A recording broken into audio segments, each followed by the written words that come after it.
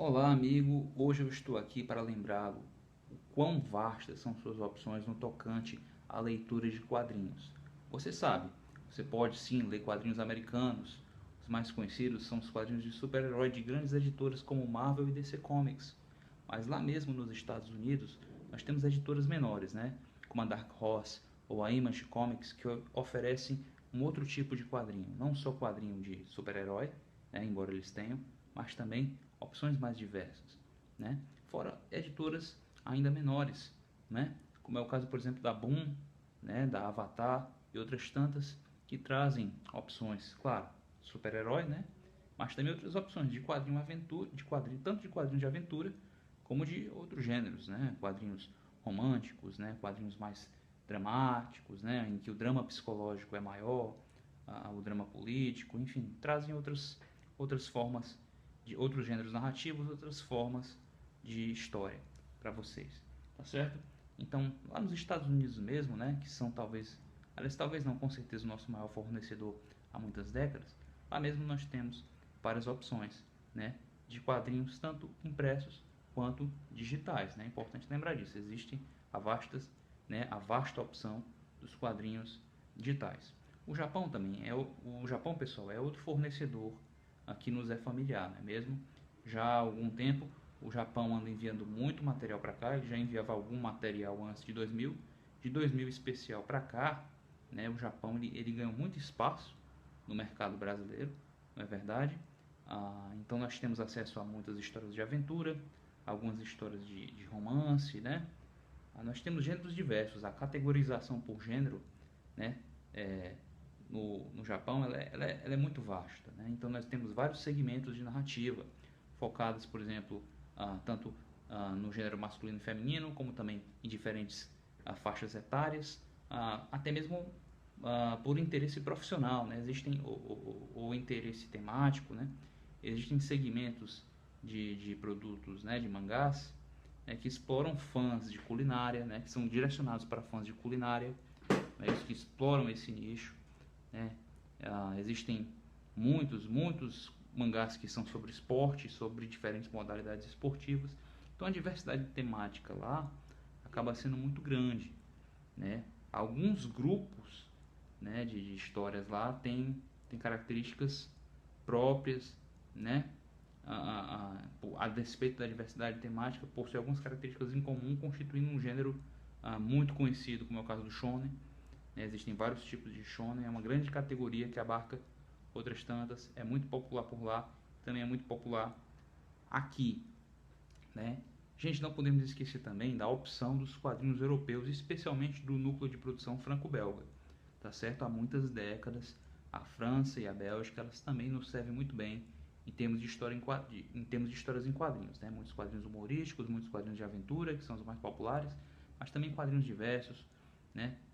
Existe uma variedade temática muito grande, tá bom? Uma variedade de traço muito grande, muito expressiva, talvez maior lá até do que nos Estados Unidos e no Japão, arrisco dizer, tá certo? Lá eles têm essa fama, tá certo? Tem uma diversidade maior de abordagens plásticas, tá certo? Então é importante dar uma olhadinha no quadrinho franco-belga, mas eles têm algumas escolas que se repetem lá, alguns padrões, mas eles também têm espaço para experimentos bem interessantes, tá certo? A Itália não pode ser ignorada, né? A produção europeia e italiana não pode ser ignorada, especialmente no tocante à aventura. Eu não estou falando só de quadrinhos Bonelli, tá certo? A gente tem também a produção de quadrinhos Disney feita lá, né? Que é muito especial em relação ao material Disney produzido no mundo, em outros países do mundo, não é isso? Mas nós temos também materiais menos conhecidos, né? Estou tentando lembrar agora do Diabolik. O Diabolik não era uma produção Bonelli, também é um quadrinho italiano muito famoso, é interessante, né? É um personagem popular lá, tá certo? Muito popular por lá. Então eles têm materiais que ainda não foram abraçados pelos brasileiros, não foram conhecidos o suficiente, quero dizer. E enfim, é outro país, é outro núcleo produtor que traz opções bem interessantes para os nossos leitores. Claro que nós temos quadrinhos aqui dos nossos hermanos argentinos, de outros países sul-americanos, né? Nós temos uma produção próxima a nós. Eu imagino que alguns de vocês já devem ter ouvido falar com Diversa, a produção é a produção argentina, né, do Osterheld, do Breccia, tá certo? Então nós temos uma fase em que o Hugo Pratt esteve participando da cena de produção do quadrinho argentino, não é isso?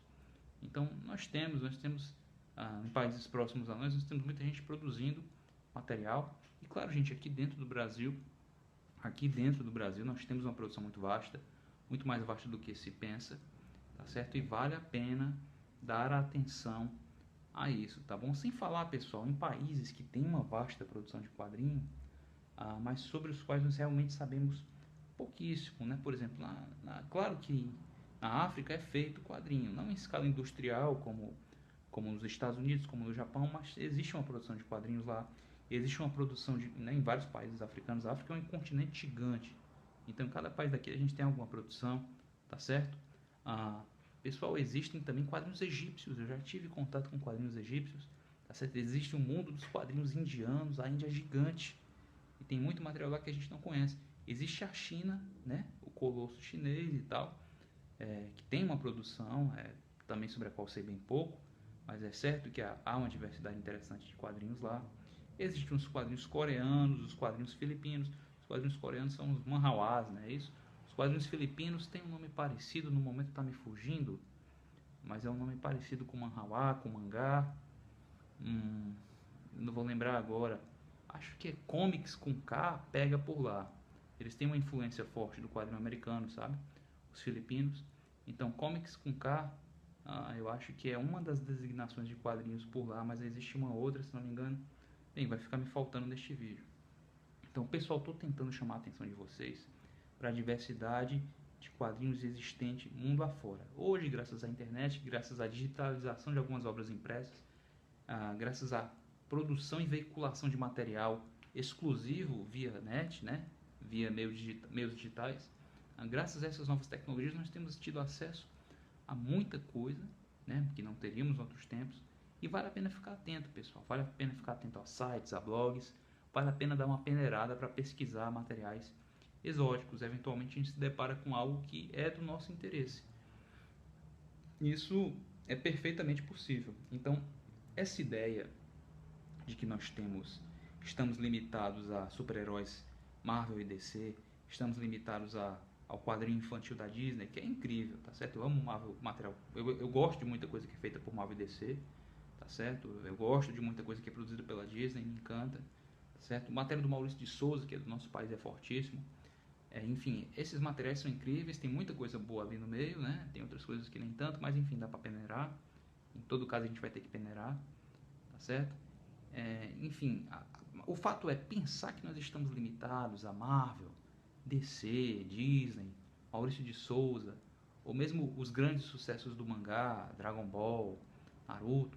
Gente, nós não estamos limitados a isso. Há muita opção. Se a gente pesquisar, se a gente peneirar, a gente vai achar muita coisa. O que eu citei aqui, o caso da Índia, por exemplo. Poxa, eu tenho certeza que tem materiais bem curiosos por lá, tá certo? E vale a pena estar atento. Inclusive, tá certo? Inclusive prestigiando os independentes, né? Aqueles que produzem não por grandes, médias ou pequenas editoras, mas que produzem por sua própria conta, muitas vezes disponibilizam material na internet. Aí não tem condição, não tem os meios necessários, ou a técnica, ou a expertise, para se fazer conhecer pelo grande público.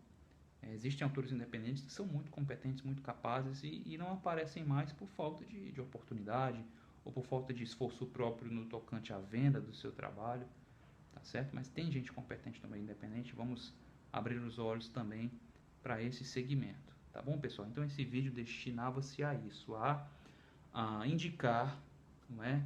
A selecionar, explanar acerca de apenas algumas das muitas opções de leitura que nós temos em termos de história em quadrinho, né? Explanar acerca das fontes, certo? Então, não é só de mangá, comics e quadrinho infantil que vive o leitor de quadrinho, né? Ou nem mesmo quadrinho franco-belga e quadrinho italiano. Há mais além disso, tá bom, pessoal? Então vamos ficar atentos. Esse foi o vídeo de hoje. Vejo você uma próxima vez, tá? Até lá.